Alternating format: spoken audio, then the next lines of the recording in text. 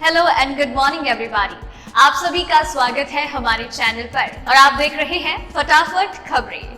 हमारे देश में फिलहाल बहुत सारी चीजें चल रही है। जहां एक तरफ कोरोना जैसी महामारी हमारे देश में लगातार बढ़ती जा रही है, मरीजों का आंकड़ा लगातार बढ़ रहा है, तो वहीं सीमा पर चीनी सेना हमारी सीमा पर लगातार घुसपैठ करने की कोशिश कर रही है, जिसका हमारी भारतीय सेना माकूल जवाब भी दे रही है।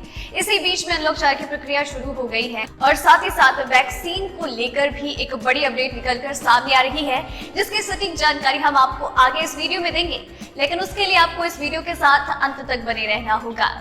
तो चलिए दोस्तों, इसी के साथ आपको ले चलते हैं आज की मुख्य सुर्खियों की ओर, जहां आपको सबसे पहले बताएंगे मोदी सरकार कर सकती है राहत पैकेज का ऐलान, छोटे कारोबारी और मिडिल क्लास पर होगा फोकस।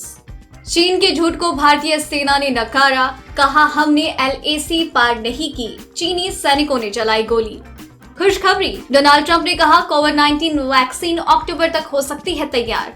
बड़ी खबर, भारत में जल्द वापसी कर सकता है PUBG, चीन से सारे नाते तोड़ने को तैयारी में है कंपनी।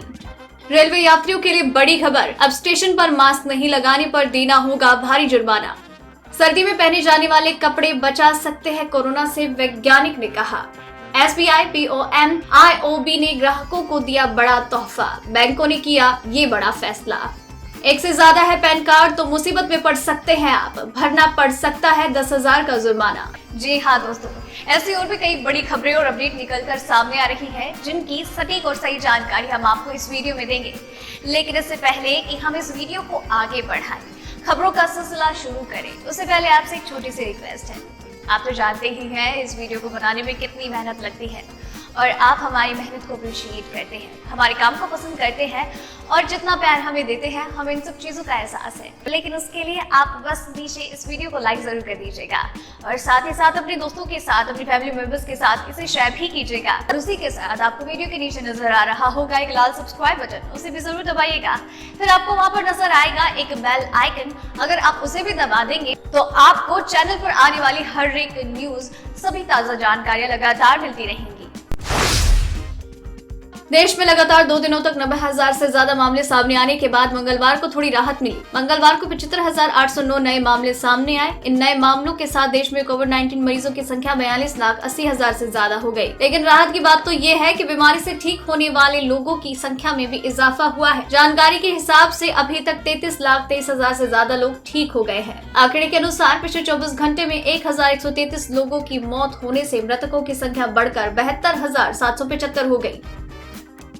बढ़ते हैं अगली खबर की ओर।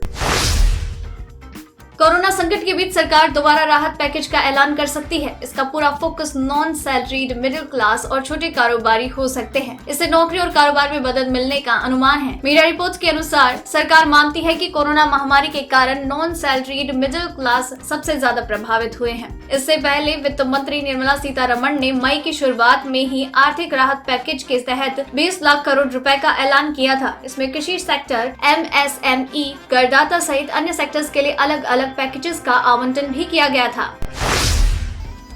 भारतीय सेना ने एक बार फिर से चीनी चालबाजियों के झूठ की पोल खोल दी है। चीन ने दावा किया था कि भारतीय सेना की ओर से LAC पर फायरिंग की गई। अब भारतीय सेना ने आधिकारिक तौर पर बयान जारी कर चीन के दावे को खारिज किया।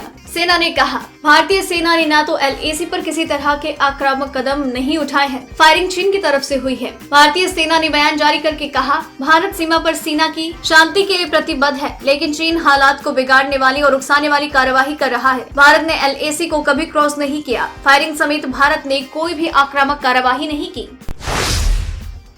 कांग्रेस के पूर्व अध्यक्ष राहुल गांधी ने सरकारी कंपनियों में हिस्सेदारी बेचने के मुद्दे को लेकर मोदी सरकार पर मंगलवार को निशाना साधा। राहुल गांधी ने कहा कि प्रधानमंत्री मोदी सरकारी कंपनी बेचो मुहिम चला रहे हैं। राहुल गांधी ने खबर शेयर करते हुए सरकार और PM पर हमला किया है। इससे पहले भी राहुल गांधी निजीकरण, कोरोना वायरस महामारी, बेरोजगारी, लटकी हुई सरकारी परीक्षाओं, अर्थव्यवस्था समेत अन्य मुद्दों पर सरकार पर वार कर चुके हैं। राहुल गांधी ने अपने ट्वीट में लिखा, मोदी जी सरकारी कंपनी बेचो मुहिम चला रहे हैं।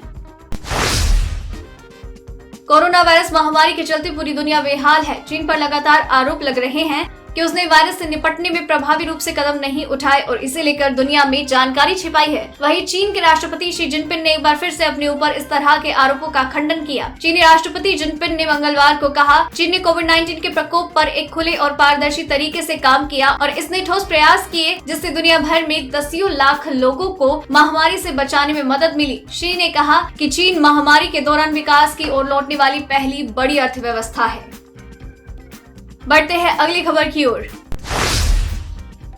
हाल ही में भारत सरकार ने भारत में पबजी मोबाइल बैन कर दिया है। पबजी कंप्यूटर का वर्जन बैन नहीं हुआ है क्योंकि पबजी पीसी में चीन का स्टेक नहीं है। पबजी मोबाइल में चीन की कंपनी टेंसेंट का बड़ा स्टेक है, या फिर यूं कहे कि पबजी मोबाइल टेंसेंट का ही है। अब भारत में बैन होने के बाद जो पबजी की मेन साउथ कोरियन कंपनी है पबजी कॉर्पोरेशन, वो भारत में टेंसेंट से अलग हो रही है। पबजी कॉर्पोरेशन ने तय कर लिया है कि अब भारत में पबजी मोबाइल के लिए टेंसेंट को ऑथराइज्ड नहीं करेगी, यानी अब भारत में पबजी मोबाइल का पब्लिशर टेंसेंट नहीं होगा।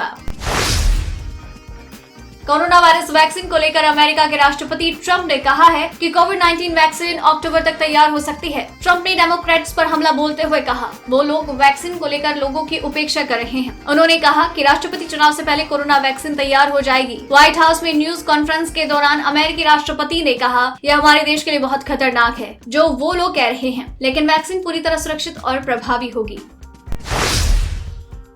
दोस्तों, वीडियो में भी और भी खबरें बाकी हैं। ये मत सोचिएगा कि वीडियो अभी खत्म हो गई है। अभी खबरों का सिलसिला लगातार जारी रहेगा, इसलिए वीडियो के साथ अंत तक बने रहिए। तो चलिए इसी के साथ बढ़ते हैं अगली खबर की ओर। लेकिन उससे पहले जान लेते हैं कि आपके राज्य में मौसम का हाल क्या है।